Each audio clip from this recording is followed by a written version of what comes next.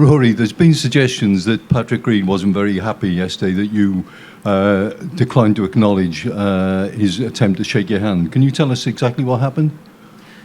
I didn't see it. I was down by my bag, and he came up to me, and I was busy working and sort of doing my practice, and I didn't feel the need to acknowledge him. So I didn't see a tee come in my direction at all, but apparently that's what happened. Right.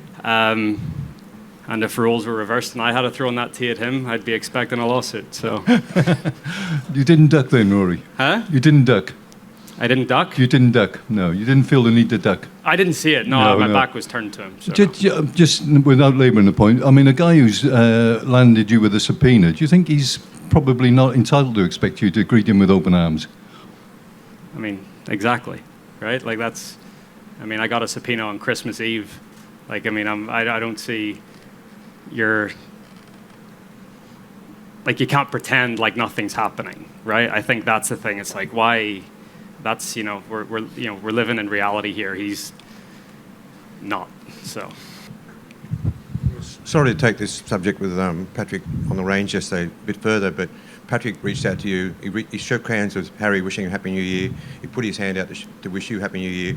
And in a goal to sort of probably try and mend bridges, and there was no tee throwing. He just turned his back. He had a tee in his pocket, and he just threw it down in disgust. That's probably anyone would do when you approach someone and you don't get an answer. But can you see yourself maybe one day mending those bridges with Patrick?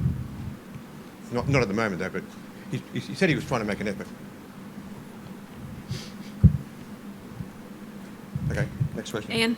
And can I just ask you for your reaction? It looks like there's been sort of various bits of movement with LIV that is being portrayed as strengthening Greg Norman's position in the top of that organisation. We all know what you said when you were back here in November, so I just wonder if you have any reaction to that.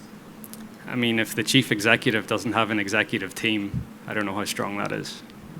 I'm going to go to... So if I could just follow up on that, do you see that as some kind of level of weakness?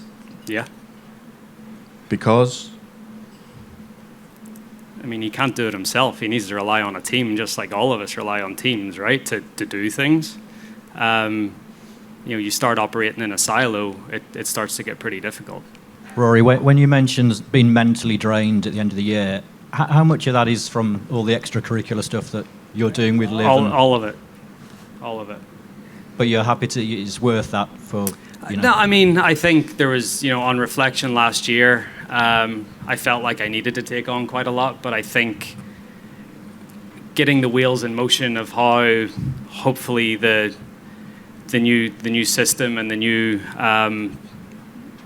I can't call it a product, but the new structure of professional golf, like getting those wheels in motion. It took a lot of effort last year, but now those wheels are in motion. We just have to try to tidy up the schedule for 24. But I feel like most of the heavy lifting was done last year, so we still have quite a bit of work to do, but hopefully this year it won't be quite as taxing.